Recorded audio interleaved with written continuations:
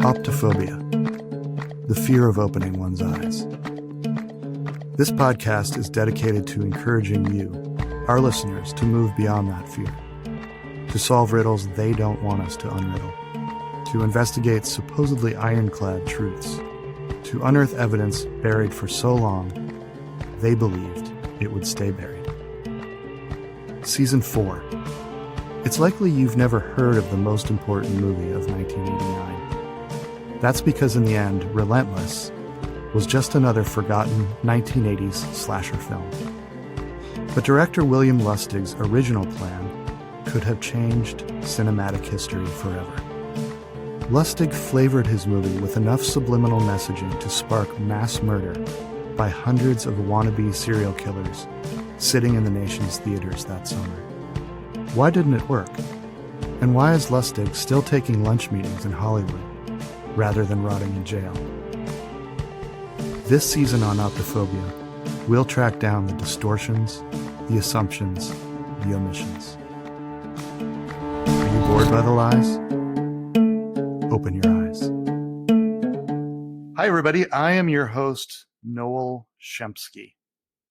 We have a really exciting show today. Our guest has a direct and visceral connection to the movie Relentless from her teenage years. The movie had quite an impact on her at the time, and it has stayed with her ever since. So we're going to talk to her. But before we do, I want to welcome my co-host for this week, Lydia Coffee Mate. Hi, Lydia. Hi, Noel Shempsky. How you doing today? I'm good. How are you? I'm doing all right. I've had a very interesting week. Did you? What did you do? I really went and I looked in all those documents I have from Relentless. Oh, yeah. And I'm telling you what, people just poured their heart out to Lustig and to Paul Hertzberg, the producer of the film, and was just telling them all their insights about how they watched the film and they felt these really sick urges. How much documentation did you dig up? So much. I mean, I've got those boxes. Well, you wouldn't know. I guess maybe it's specific to Bella Vista. But so back behind the post office, I'd say they're probably about 5 feet tall and 7 feet wide. The boxes. Okay. And I've got basically one of those 3/4 of the way filled with stuff. Stuff from the movie. Absolutely, yes. These are letters to the producer and the director. They are letters to Lustig and letters to Paul Hertzberg, the producer, and just saying I watched the movie. I feel so different after. I don't know necessarily why I feel violent now, but I do. And I have made the effort to secure some weaponry, either in an in-person exchange or an online exchange, which back then online exchanges would have been way sketchier than they are today. It wouldn't have shown up to their house like something on Amazon Prime or something. Yeah, so people just really talking about the subliminal messaging.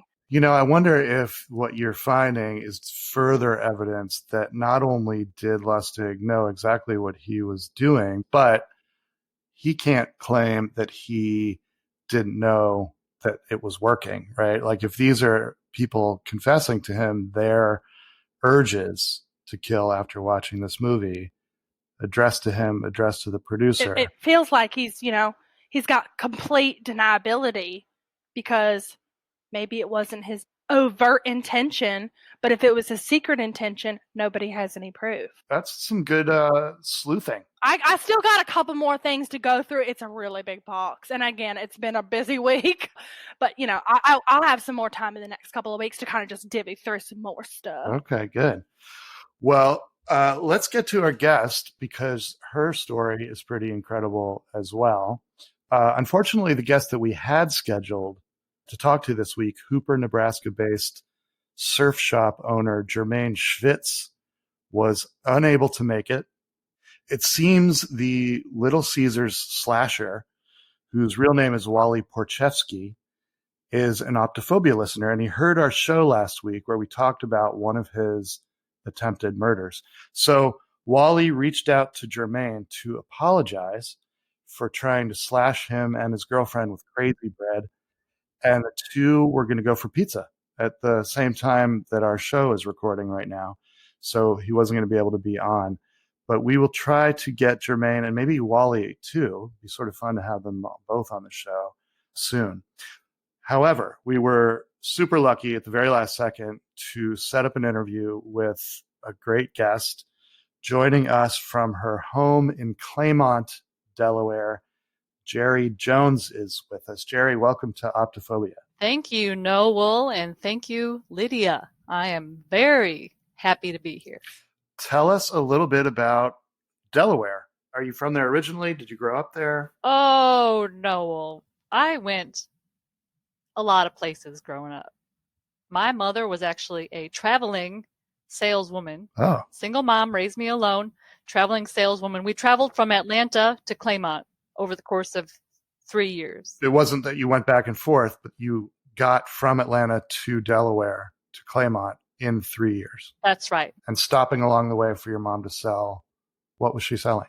Pants and stovetop cookery. That is a unique combination. I love both of those things. Me too. And it turns out so does the Southeast United States. So that was her territory. Yes. Did she have a specific name for her business? Yeah, it was Susie's Pants and Cook Things. I love that. Yeah, Susie with a Z. And how old were you during those 3 years? Oh, that was from the age of 10 until about, I guess it was 13 or 13 and a half. Okay. And so those are pretty formative years to be on the road with your mom, selling pants. I learned a lot about pants. Not so much the cookery side of things, because that's more of an adult pastime.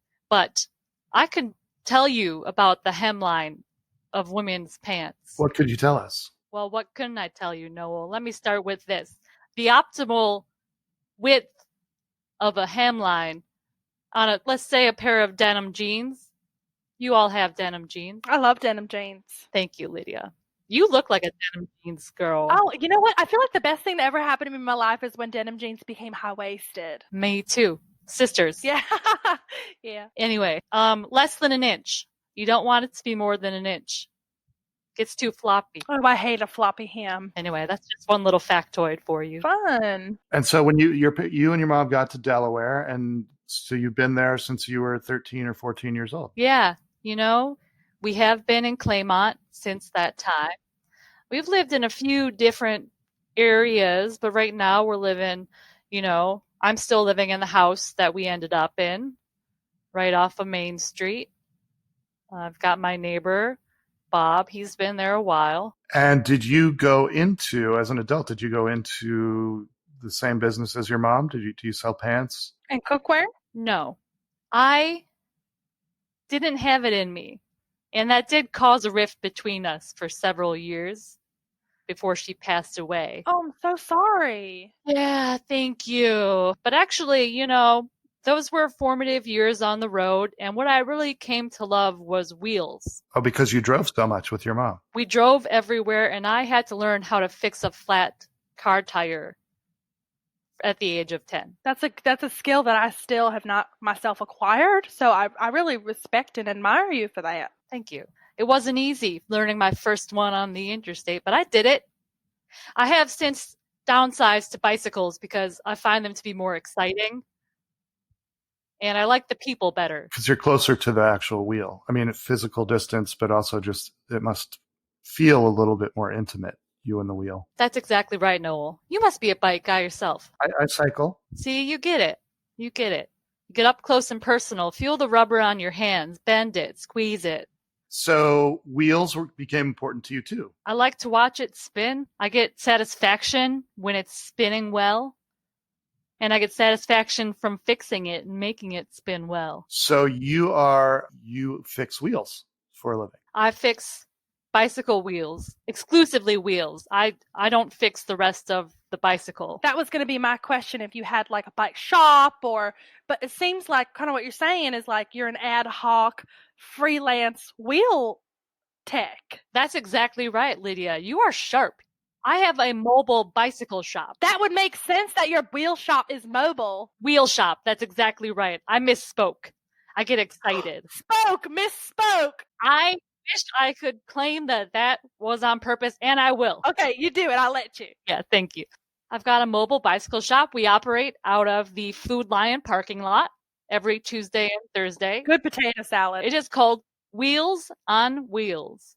So it's like an exponential wheel thing. Your love for wheels has doubled because you're fixing wheels and you're mobile. That's right. No. So you're based in the Food Lion parking lot. Yes. But yes. Do you move around the town also to help people fix, or do they come to you? They come to me. It may seem counterintuitive given that I'm based inside of a van, but I find it to be much easier for me and my clients if I just stay in one place. Yeah. I understand it may seem ridiculous to you that I have a van and I don't move it, but I just like my spot at the Food Lion. I like the hot food bar at the Food Lion. Why should I go anywhere else? I'm sorry, I get heated about that. Don't get heated. And the food bar at the Food Lion is heated enough.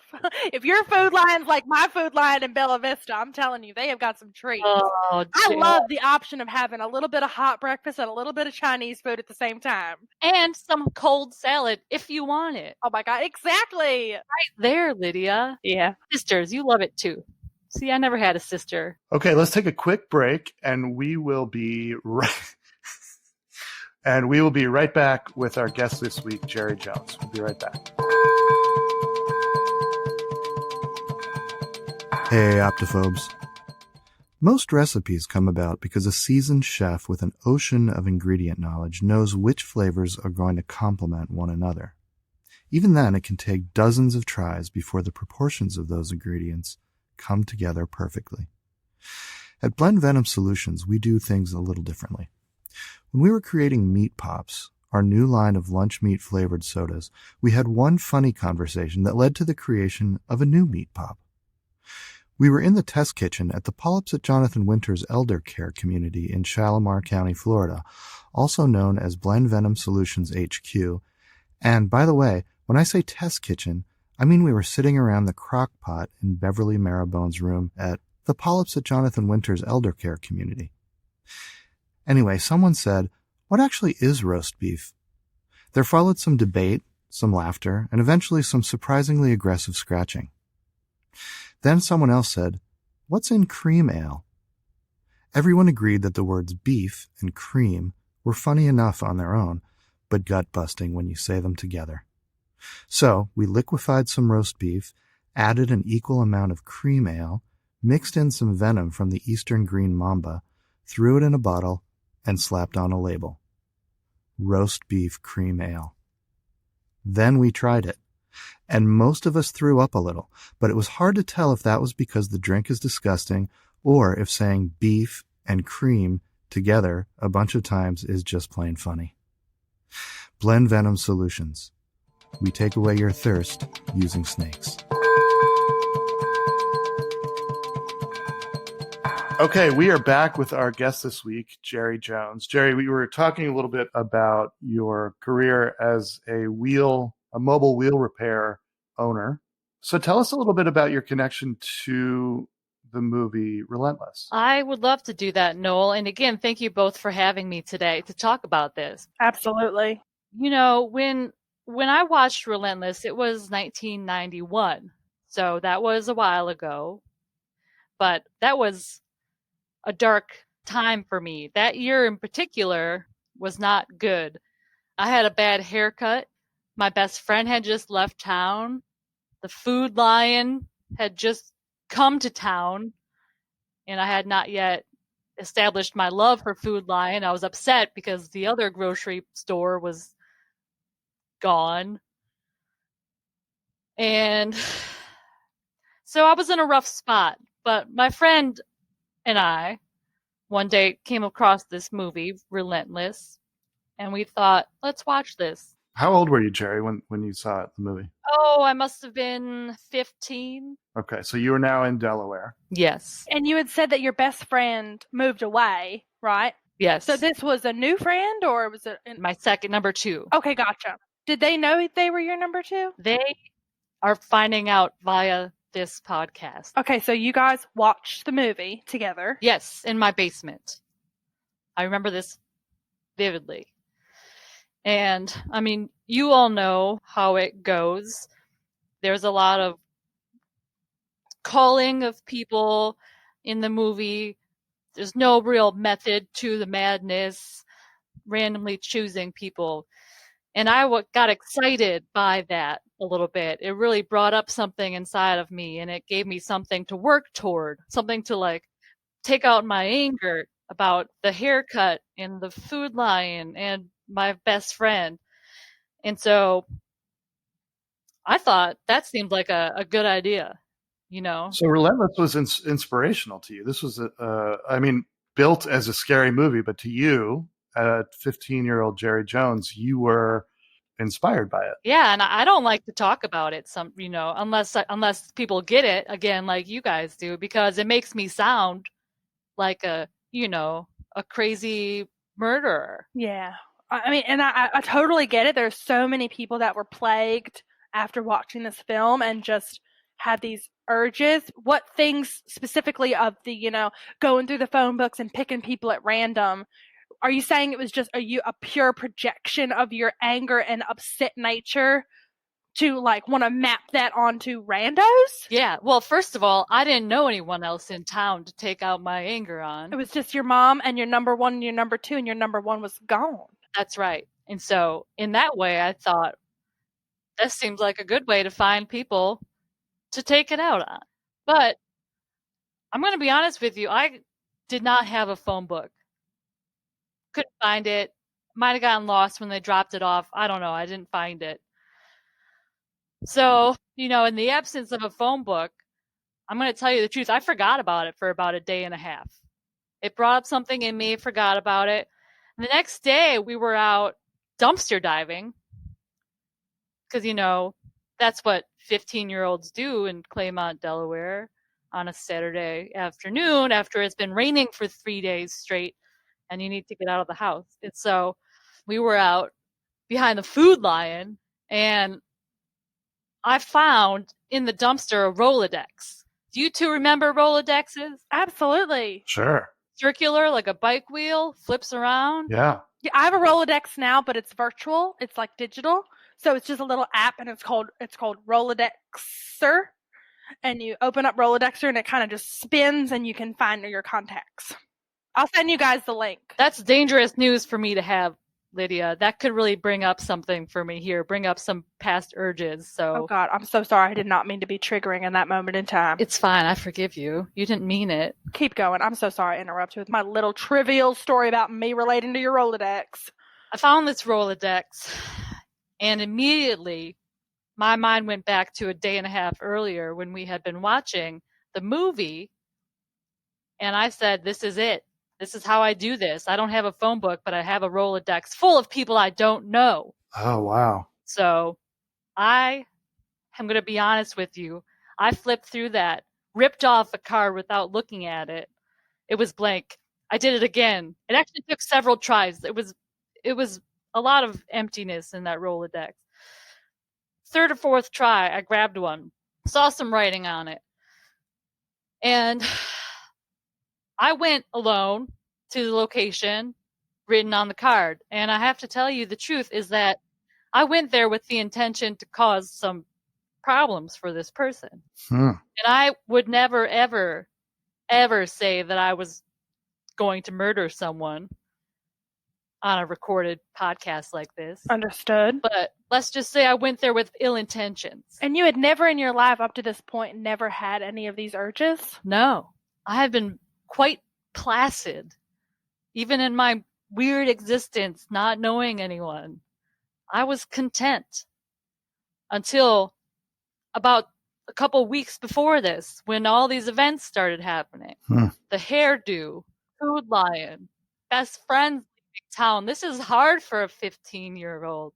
I snapped. Jeri, where was the address that you went to? Was it in town or was it outside of town? It was on the border of Claymont and Wilmington.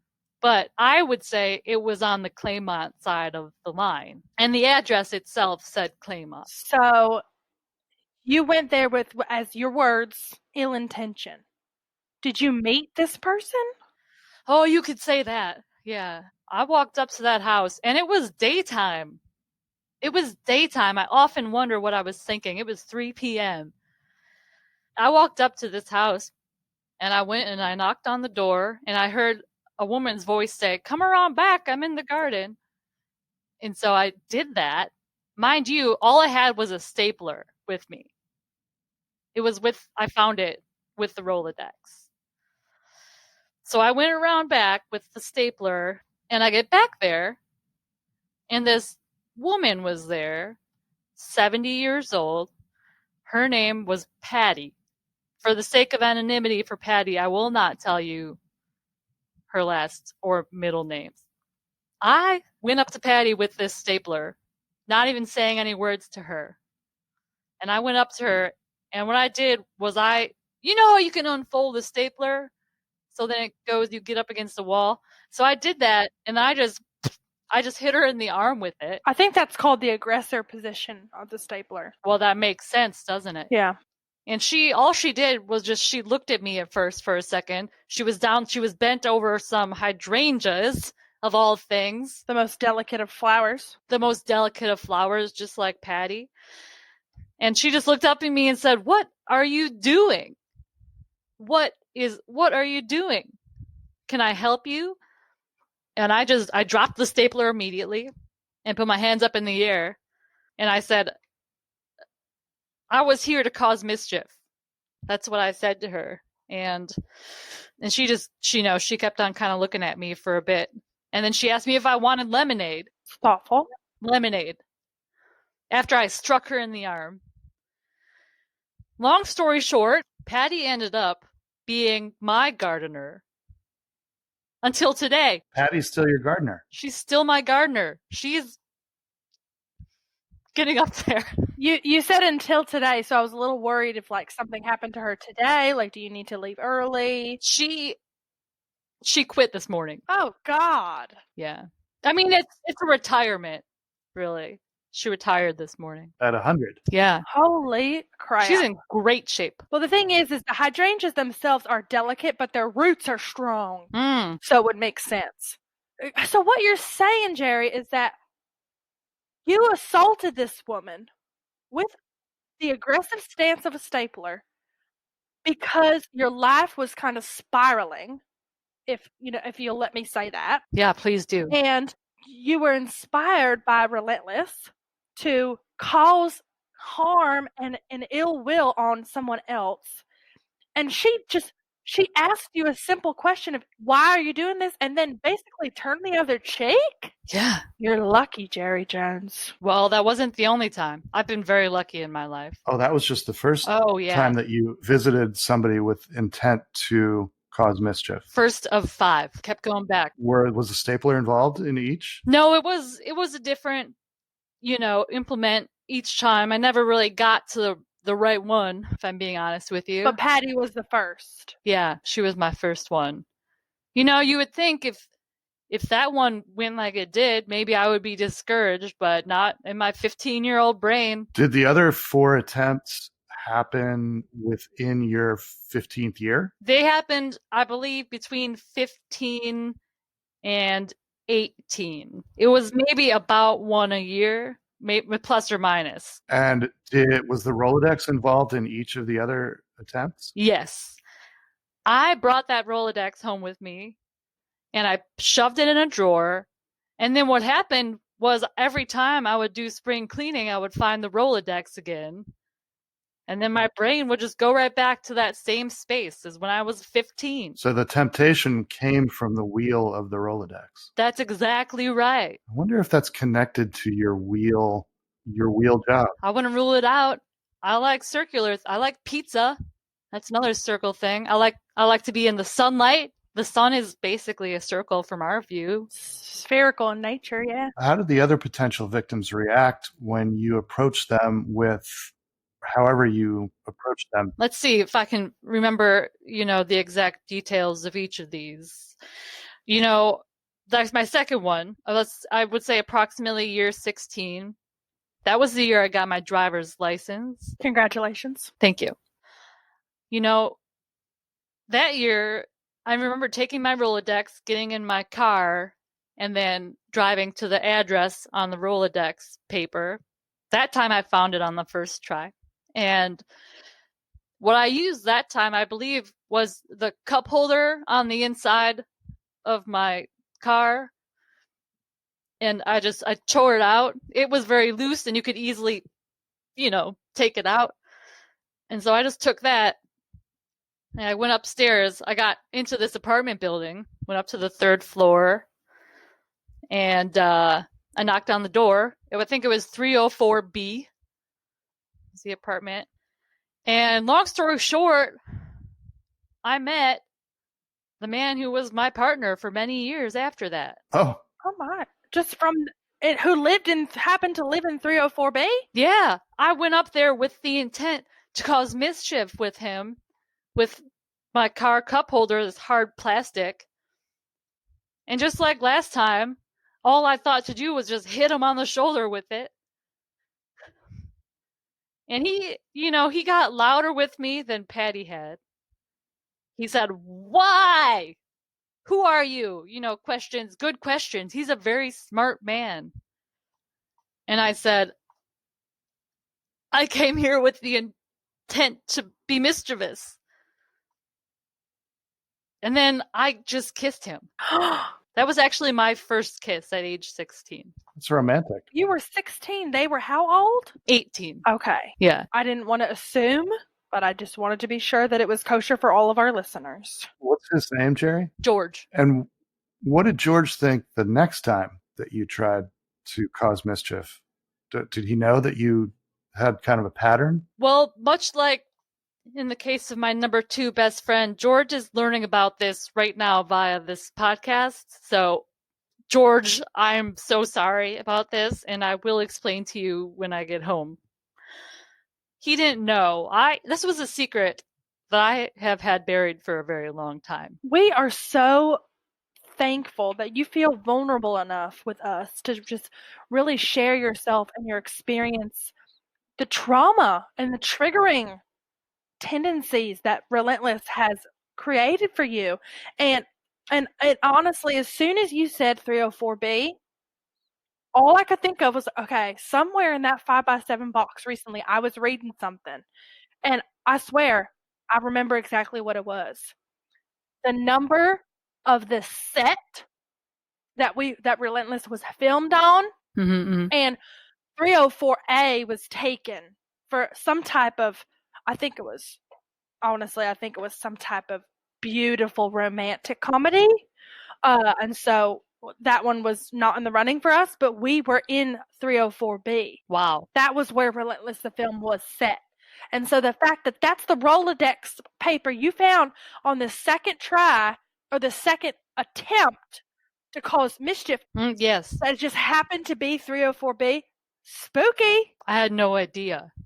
That seems like a very clear connection to me. Unfortunately, Jeri, we're going to have to wrap it up, but I wanted to see if we could ask you one more question. Sure. Do you feel in any way like William Lustig, the director of Relentless, should be held to account for the suffering that he caused you as somebody who was this influenced by his movie and who for years tried to cause mischief by hitting people in the arm with different implements? I think what Mr. Lustig tried to do was malicious. But in my case, I met not only the best gardener I've ever had in my life, my husband, a new hairstylist, which I very badly needed at the time, a priest who ended up marrying George and I. And then lastly, and this may be craziest to you all, but I found my long lost father. Yeah. So you tried to cause mischief to somebody from the Rolodex, and he ended up being your father. That's exactly right. So it's hard for me to say that Mr. Lustig should be held accountable when I have had so many great things come out of it, but I do believe he has some malicious intent. Does your father figure live close by in Claymont, Delaware? Yes. He actually lived only a couple blocks away from me. On the Claymont side or the Wilmington side? He's on the Wilmington side. Oh, wow. Okay. Good question. Maybe we'll have to have you back, Jeri. That's just amazing. Well, anytime, you just let me know. Well, I want to thank our guest this week, Jeri Jones. Jeri, thank you for coming on and telling us your story that you hadn't even told your husband yet. Again, George, very sorry, hon. And to my co-host, as always, Lydia Coffey Matei. Thank you, Lydia. Of course, Noel Shemsky. Please join us next week when our guest will be Bernadette Seymour, who is head of the yard crew at the Rusty Anchor Marina in Delray Beach, Florida. Bernadette was a production assistant on several of William Lustig's films, including Undead and Uncaged, Las Feas Mujeres Vampiro, and Cannibal Sushi, before he made Relentless. Thank you for listening to Optophobia. I'm your host, Noel Shemsky, and I'll leave you with this. Before reaching the finish line, turn around and give a little jiggle.